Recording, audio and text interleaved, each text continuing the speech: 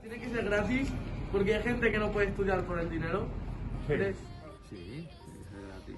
Porque por lo que hemos dicho, la educación tiene que ser para todos. Yo estoy a favor de que los estudios han de ser gratis, deben de ser gratuitos para toda la ciudadanía. El derecho a la educación debería ser un derecho gratuito, a una educación plural, donde quepan todas las culturas, procedencias y situaciones económicas diversas. Sí, yo creo que el derecho de estudios tiene que ser gratuito para todo el mundo y a todos los niveles. ¿Qué piensas de los derechos de la educación, a la educación? Pues que deberían de ayudar más a la gente. Efectivamente, a los que no tienen recursos, ponerlo más fácil para que podáis estudiar. Bueno, que son básicos para formar personas. Si chavales con 14, 15 años no están formados, no puedes tener ciudadanos en el futuro.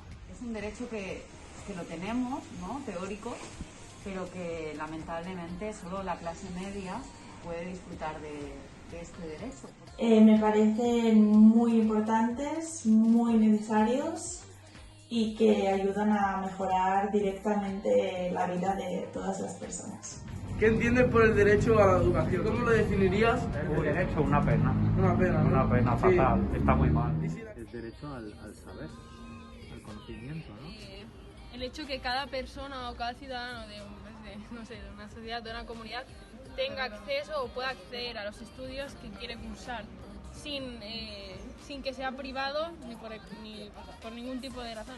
Pues debería de ser la posibilidad de que todo el mundo estudiase lo que quisiese, tuviese un acompañamiento para estudiarlo y se tuviese en cuenta también la estructura familiar y todo lo que le rodea, ¿no? Para mí, derecho de educación es poder estudiar hasta donde tú quieras, primaria, secundaria, una carrera, más o menos, y que puedes hacerlo si no tienes dinero con dinero público. ¿La clase social influye en la trayectoria académica?